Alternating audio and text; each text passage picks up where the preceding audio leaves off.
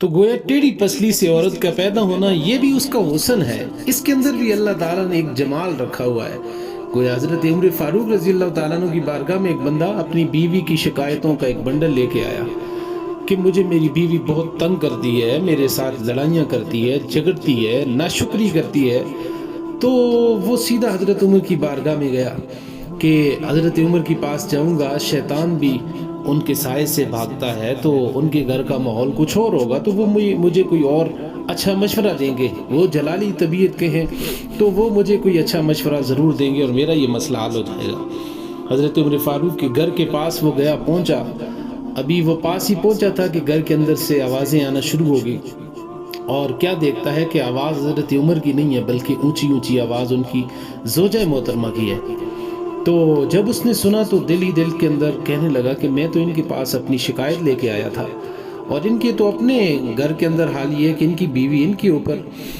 چلا رہی ہیں اور ان سے لڑائیاں کر رہی ہیں، تو میرا یہ فیصلہ کیا کریں گے؟ وہ یہ سوچ کر واپس جانے لگا۔ اب جب واپس جانے لگا تو اتنی دیر میں حضرت عمر فاروق کی نظر اس کے اوپر پڑ گئی۔ آپ نے اس کو بلایا اور بلا کے بٹھا کے فرمایا کہ بتا کس کام سے آیا تھا؟ وہ کہنے لگا جی میں تو اپنی بیوی کی شکایت لے کے آیا تھا آپ کے پاس کہ آپ کے پاس جاؤں گا اور آپ مجھے اس کا کوئی حل بتائیں گے، کوئی بہتر تدابیر، کوئی تجویز بتائیں گے، لیکن آپ کی بیوی تو خود آپ کے ساتھ لڑائیاں کر رہی ہیں اور آپ کے ساتھ بھی جھگڑ رہی ہیں، تو بس میں اس لیے واپس آ گیا۔ میں نے کہا کہ شاید آپ کے پاس آپ تو خود اس مسئلے کا شکار ہوں گے۔ حضرت فاروق اعظم رضی اللہ تعالیٰ عنہ نے اس کو کیا خوبصورت جواب دیا،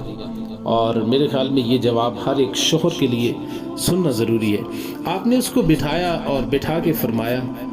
آپ نے فرمایا دیکھ آج میں گھر کے اندر سارا دن میں گھر کے اوپر نہیں ہوتا بلکہ میری بیوی گھر کے اندر ہوتی ہے، سارا دن میری غیر حاضری کے اندر میری بیوی میرے سارے گھر کی رکھوالی کرتی ہے، گویا کہ میری بیوی ایک چوکیدار کا کام بھی کرتی ہے۔ یہ میری بیوی صبح ہم سب سے پہلے اٹھتی ہے اور رات کو سب سے آخر کے اندر یہ سوتی ہے، تو یہ اس کا ایک اعزاز ہے، یہ اس کا حسن ہے، اور سارے گھر کے کام کاج میری بیوی کرتی ہے، میرے کپڑے، میرے بچوں کے کپڑے دھونا، برتن دھونا، یہ اس کی ذمہ داری ہے۔ گویا کہ ایک صفائی والے کا کام بھی میری بیوی کرتی ہے، ایک کھانا پکانے والے کا کام بھی میری بیوی کرتی ہے، میرے بچوں کا خیال کرتی ہے، یہ ایک محافظ کے طور پہ میرے گھر کے اوپر رہتی ہے۔ سارا دن میری غیر موجودگی میں میری عزت، میرے بچوں کی، میری بچیوں کی، اولاد کی عزت کی محافظ میری بیوی ہے۔ اس کے بعد آپ نے فرمایا کہ دیکھ مجھے گھر کے اندر کسی چوکیدار رکھنے کی ضرورت نہیں ہے،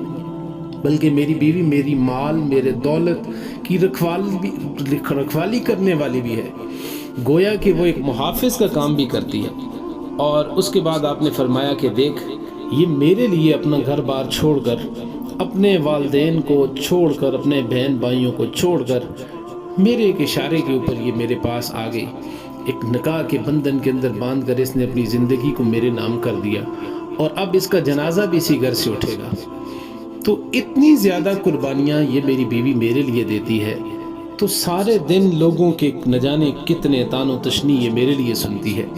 نہ جانے لوگوں کی کتنی کتنی باتیں یہ میرے لیے سنتی ہے، میری اولاد کے لیے سنتی ہے۔ تو اگر اتنا کچھ یہ میری بیوی میرے لیے کرتی ہے، تو اگر چند لمحوں کے لیے رات کو جب اس نے اپنا غم غصہ تھوڑی دیر کے لیے نکالنا ہو تو یہ کس پہ نکالے؟ یہ نہ تو کسی میرے بھائی پہ نکال سکتی ہے، نہ ماں باپ پہ نکال سکتی ہے، سسر پہ نکال سکتی ہے، نہ ساس پہ نکال سکتی ہے، تو اس نے سارا غصہ اپنے شوہر پہ ہی نکالنا ہوتا ہے۔ تو اگر چند لمحوں کے لیے اگر اس نے اپنا دماغ، دل ٹھنڈا کرنے کے لیے اگر چند لمحوں کے لیے کوئی باتیں سنانی ہوں تو مجھے اس سے کیا فرق پڑتا ہے؟ میں ان باتوں کو سننے کے لیے ہمتن گوش ہو جاتا ہوں، گویا یہ باتیں سناتی رہتی ہے، میں ایک کان سے ڈال کر دوسرے کان سے باہر نکال دیتا ہوں، اور اس کا فائدہ یہ ہوتا ہے کہ اس کا غصہ بھی ٹھنڈا ہو جاتا ہے، اور اس کے اندر جو وہ سارے دن کی تھکاوٹ ہوتی ہے، غم ہوتا ہے، غصہ ہوتا ہے، وہ بھی نکل جاتا ہے، اور پھر ایک نئے دن سے ایک نئی صبح کا آغاز ہو جاتا ہے، اور یوں ہماری زندگی ایک سرسبز و شاداب اور سہانی اور خوشحال ہوتی چلی جاتی ہے۔ تو یہ باتیں جب اس شخص نے سنی تو وہ حیران رہ گیا، اور اس کے بعد اس نے تہیہ کیا کہ اگرچہ اس کی بیوی اس کے ساتھ لڑائیاں کرے، جھگڑے کرے، لیکن وہ اس سے خاموشی سے رہے گا اور اس کے بعد اس کی زندگی پرسکون ہو گئی۔ تو یہ معاملہ ہے عورت کے حوالے سے کبھی بھی یعنی کہ جلد بازی کے اندر یا جذبات کے اندر آ کے کبھی بھی کوئی فیصلہ نہیں کرنا چاہیے، بلکہ اللہ تعالیٰ نے عورت کو مرد کی ہی ٹیڑھی پسلی سے پیدا کیا،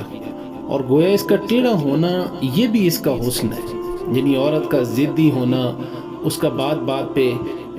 نخرے کرنا، یہ اس کے اندر بھی اللہ تعالیٰ نے ایک حسن رکھا ہے۔ اگر وہ ٹیڑھی نہ ہو تو پھر اس کا حسن ہی ختم ہو جائے گا۔